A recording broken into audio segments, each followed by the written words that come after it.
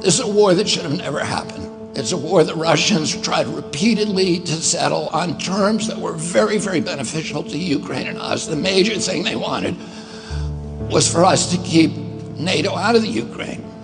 The big military contractors want to add new countries to NATO all the time. Why?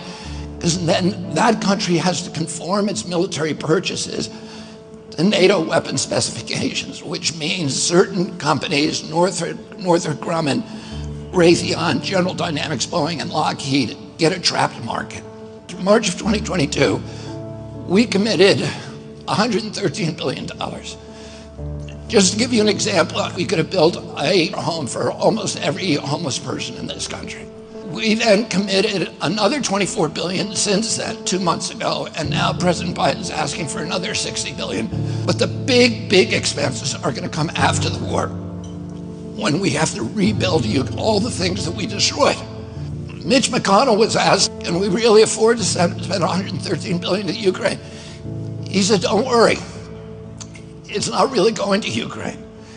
It's going to American defense manufacturers. So he just admitted it's a money laundering scheme. And who do you think owns every one of those companies? BlackRock. So Tim Scott, during the Republican debate, said, don't worry, it's not a gift to Ukraine, it's a loan. So raise your hand if you think that that loan's ever getting paid back. Yeah, of course it's not. So why do they call it a loan? Because if they call it a loan, they can impose loan conditions. And what are the loan conditions that we impose on? Number one, an extreme austerity program, so that if you're poor in Ukraine, you're going to be poor forever. Number two, most important, Ukraine has to put all of its government-owned assets up for sale to multinational corporations, including all of its agricultural land, the biggest single asset in Europe. In Ukraine, there's been 1,000 years of war fought over that land. It's the richest farmland in the world. It's the breadbasket of Europe. 500,000 kids almost, Ukrainian kids, have died to keep that land as part of Ukraine. They almost certainly didn't know about this loan condition.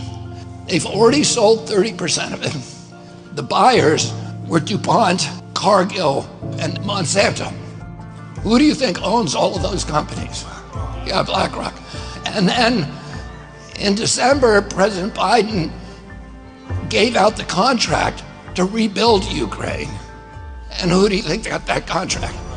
BlackRock. So they're doing this right in front of us. They don't even care that we know anymore, because they know that they can get away with it. And how do they know that? Because they have a strategy. And that strategy is an old strategy, which is they keep us at war with each other. They keep us hating on each other. They keep the Republicans and Democrats fighting each other, and black against white, and all these divisions that they sow.